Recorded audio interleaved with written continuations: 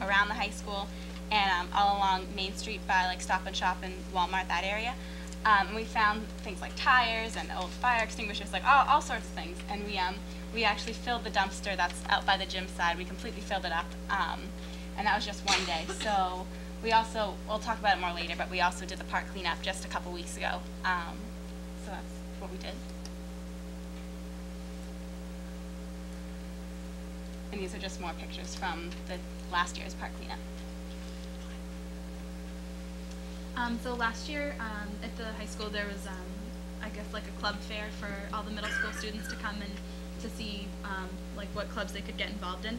And Eco Team had a table, and we made eco floats, which are really like edible aquifers. I did this when I was a camp counselor. We did it at our like nature section or whatever.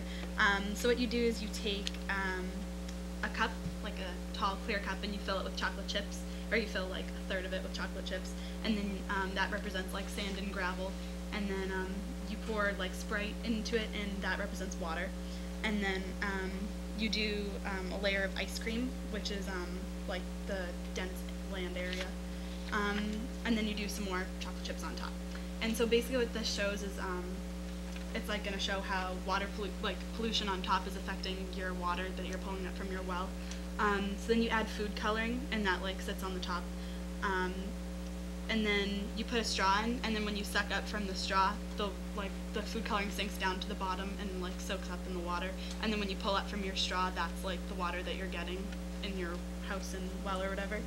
So it's just like a fun way to show that you need to like be careful what you're doing to the earth. How's it taste? I like it. Yeah, Because that's you good. can't go wrong with chocolate chips and soda. Soda. They were hid. Yeah, absolutely.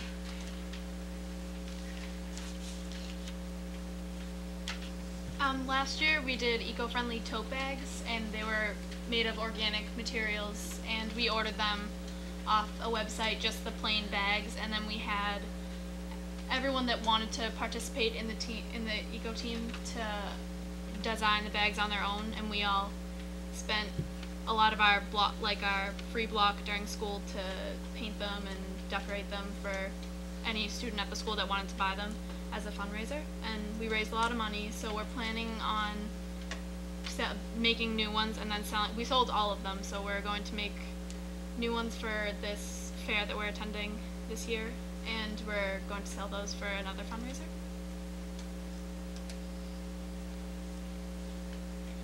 Other things that we did last year, we actually started a plastics recycling program at the school. We have a paper recycling program, but I noticed, like, when I started the club, what really irritated me is you go to lunch and you see the trash barrels are filled with these plastic water bottles. And I tried to contact JRM, and it was a huge process. I got involved with the town's recycling committee, actually, to get the one in the school started. So right now we have 2 major bins in the cafeterias, but I just recently actually applied for a grant from Coca-Cola to get bigger bins for one to put in like each of the hallways in the school, like in A wing, B wing, C wing, D wing. So hopefully I'll find out if we got it in a couple weeks, and if not, we'll just sort of go from there. Last year we also had some guest speakers. We had Ed McGrath, who's the head of the North Reading Recycling Committee, and we also had John Rogers, who's a member of the Recycling Committee, but he also works for the Union of Concerned Scientists. So he came and he gave Eco Team a presentation in February on climate change. And in May we had a storm drain spray painting project. We went around town and we spray painted some storm drains and things like that said don't dump things, drains to Ipswich River. And it was basically to raise awareness about stormwater pollution.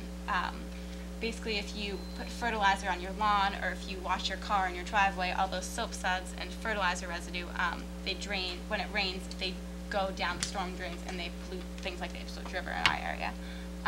So we're just trying to raise awareness about that, and we also made a presentation about stormwater pollution at a Martin's Pond night at the town hall. And we, in addition to that, we made some different fact posters of different things that students here could do, simple ways to like improve the environment. We hung the fact posters around school, things like changing your light bulbs to like energy efficient light bulbs, or like turning your thermostat down just a couple degrees in winter, and things like that.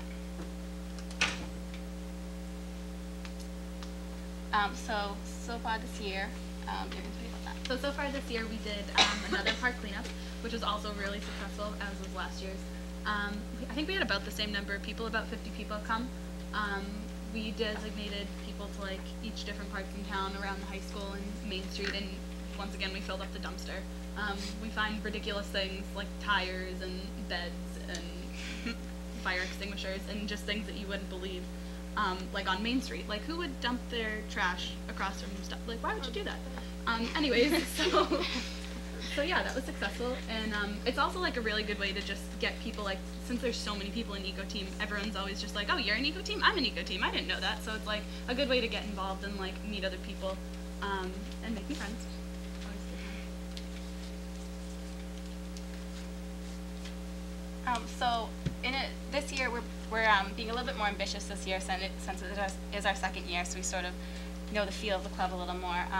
We're actually teaming up with a nonprofit organization called Project Green Schools, and right now we've been in the process of meeting with the founder of that organization. Her name's Robin Organ, and Woburn High School is LEED certified, which is like, it's a program basically that means that your school has taken steps to be like eco-friendly, meaning they have solar panels, their paint is made with certain like chemicals that aren't like hazardous to the environment.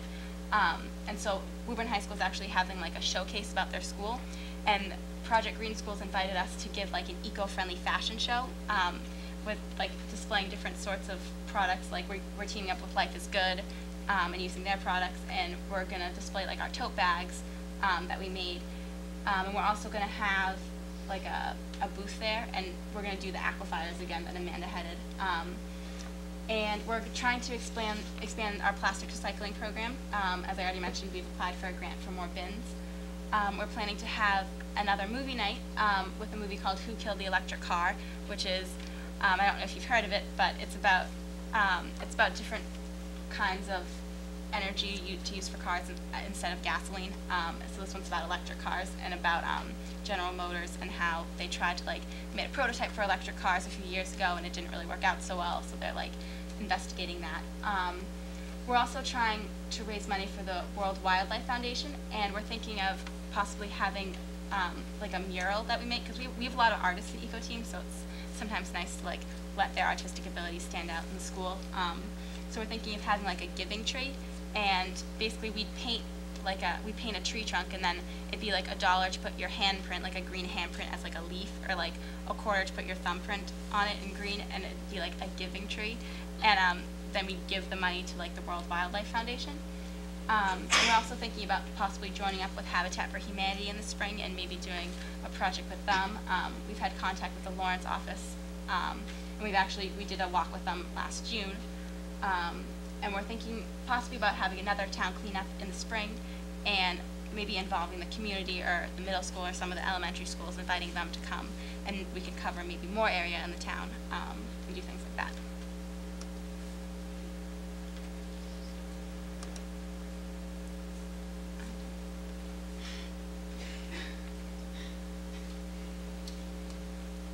And it's just really great that we happened to meet up with Project Green Schools, because we were planning on doing a green fair in the spring, and the three of us had discussed this last spring, and we just weren't sure of how we were going to make such a big project happen on our own. So it's really great that we met up with them, with someone who has the same idea as us.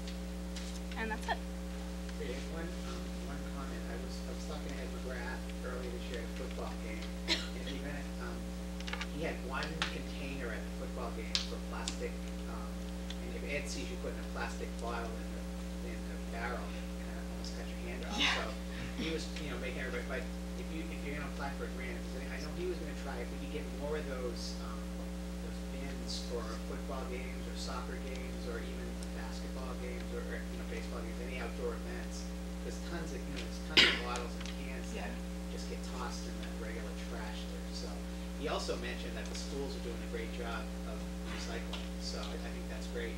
He said that the amount of cardboard and plastic and paper we're getting from the schools is amazing. And I think 2 or 3 years ago we were hardly doing anything. So that's a great improvement at all the schools, but especially at the high school. So that's great.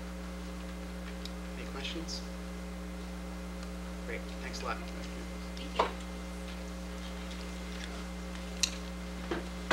So, I guess that's it on our end, I guess. So leave you to the business of your meeting.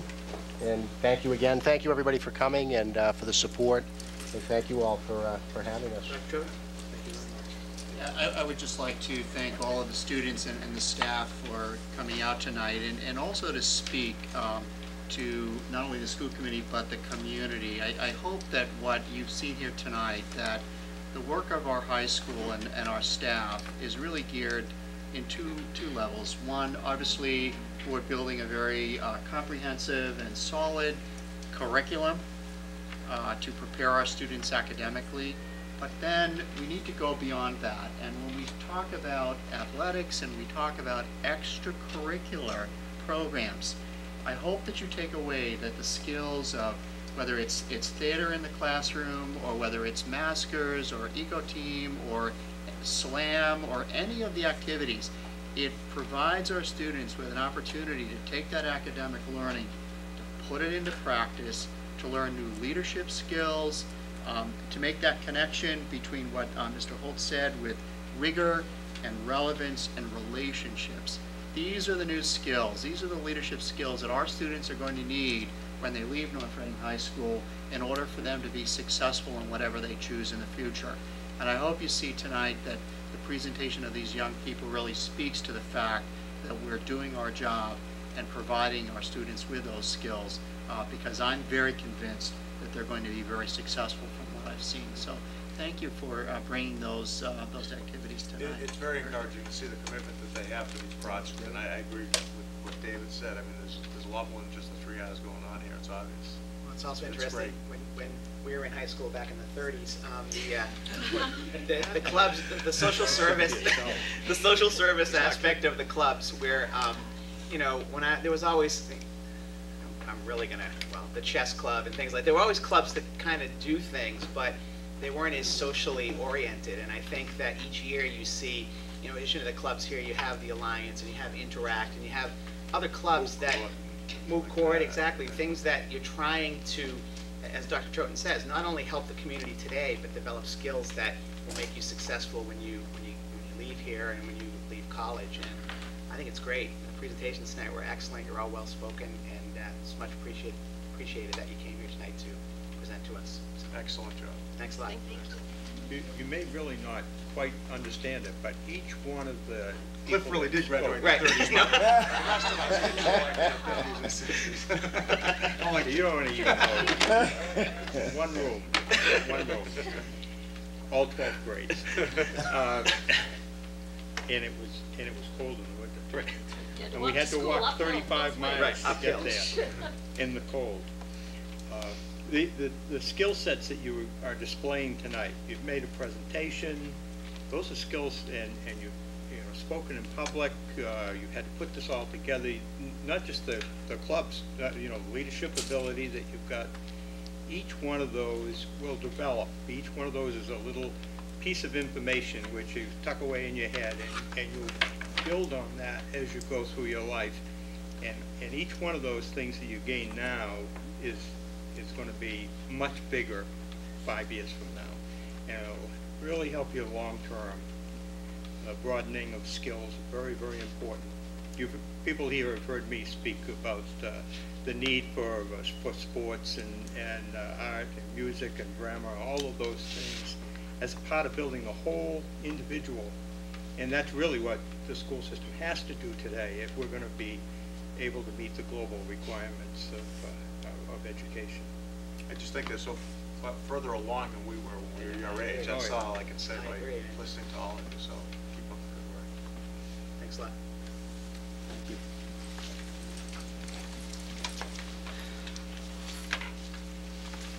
Okay. Next, we'll get into our regular business. First, we have a continued business school building projects. Dr. Troten, we have talk about the high school statement of interest in the secondary school building committee. Yes, it's just a brief update. The Secondary Schools Building Committee met again last week, and we're working very diligently on the revision of the statement of interest that was submitted 2 years ago. We have until